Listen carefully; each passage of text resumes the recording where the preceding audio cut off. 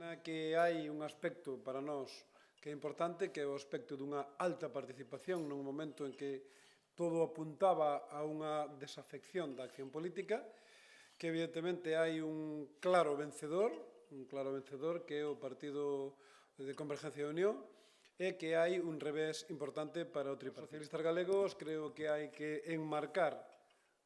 o resultado en un tema de Cataluña, donde a clave catalana, a clave das dinámicas políticas, identitarias, económicas, sociales, que afectan a esa comunidade autónoma, pois son as que veñen de definir un modelo que está claramente marcado por unha amplísima victoria de un partido nacionalista, soberanista, por unha importante baixada do Partido Socialista de Cataluña,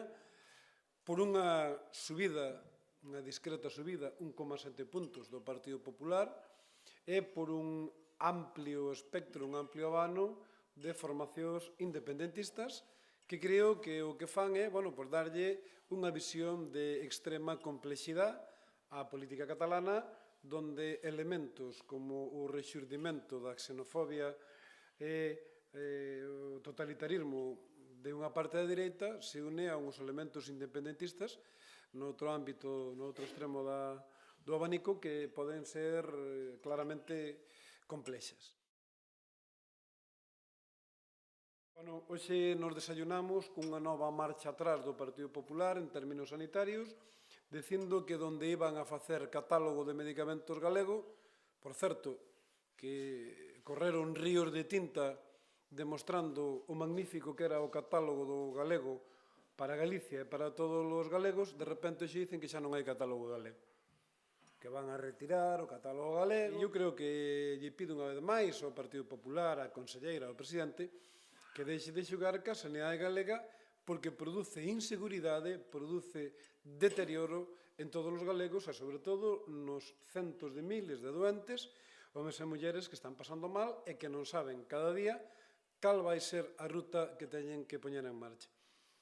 Lle garantizamos ao Partido Popular a máxima colaboración, lle dixemos sempre. Conseguimos, a través dunha proposición non de lei no Parlamento Galego, acadar a unanimidade de todas as formacións políticas para estimular o consumo de xenéricos. Eu creo que ese é o camiño, estimular o consumo de medicamentos xenéricos que con unha mesma acción terapéutica teñen menos costes. Aí nos teñen de aliados permanentemente o Partido Popular, pero o que nunca nos vai a ter de aliados é para reducir os dereitos terapéuticos dos galegos facendo un catálogo galego que colisiona claramente co Sistema Nacional de Saúde. Despois da miña pregunta parlamentaria en ámbito parlamentario, ainda a día de hoxe o Partido Popular non foi capaz de contestar cal é a causa para que existan dobles tarifas nas consultas externas que se están celebrando en Hospital de Burela en Lugo. Terán que explicalo. Eu creo que esconderse detrás da honorabilidade médica, cando nadie en absoluto cuestionou nunca a honorabilidade dos profesionales, é agocharse e non ir ao cerne da cuestión. Nós temos datos, e lles podo pasar a vostedes todo tipo de información en todos os medios, donde médicos do Hospital de Burela, donde profesionales sanitarios están denunciando, eles foron os que fan chegar a nós, unha serie de prácticas que son absolutamente perversas. Entón, nós xa pedimos, estamos presentando, documentación para recopilar todos os datos dos últimos 2 meses de todas as consultas externas que se fixeron polas tardes no Hospital de Burela. Queremos saber o número de pacientes, o número de altas, o sistema de retribución, e pedimoslle claramente ao Partido Popular que lle explique a todas as galegas e a todos os galegos como é o sistema de retribución. Pero vamos a pedir a documentación con carácter exhaustivo de todo o que se leva feito no Hospital de Burela. E anticipamos tamén un detalle. Lle vamos a dar 1 mes e medio de plazo para que nos den toda a documentación. Se non hai figuras parlamentarias que teríamos que usar. E non dubiden de que se é necesario chegar á petición dunha comisión de investigación sobre as prácticas do Sergas no Hospital de Burela, o faríamos sin ningunha complexidade. E creo que eu síntome absolutamente orgulloso da miña profesión médica, dos meus compañeros médicos, pero sobre todo sinto-me orgulloso de defender a sanidade pública, de defendela con actividades como esta, que, por certo, lle podo dicir que máis alá do que poda decir o presidente e o conselleiro, ten moi preocupado a unha parte moi importante do sistema sanitario galego e, sobre todo, máis importante, dos pacientes deste país. A caixa que remata hoxe é unha caixa na que todos nos sentimos cómodos, unha caixa que no segundo tramo enfócase co diálogo, co acordo, e para iso tuvo que quedar no caixón do goberno galego unha lei contra o sur de Galicia,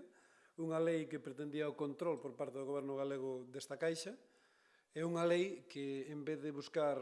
unión, buscaba confrontación. Bueno, eso forma parte da historia xa de Galicia. Eu creo que hoxe xurde unha caixa equilibrada, ben representar a todos vostedes que hoxe firmamos unha caixa que é moi importante, pero sigue estando pendiente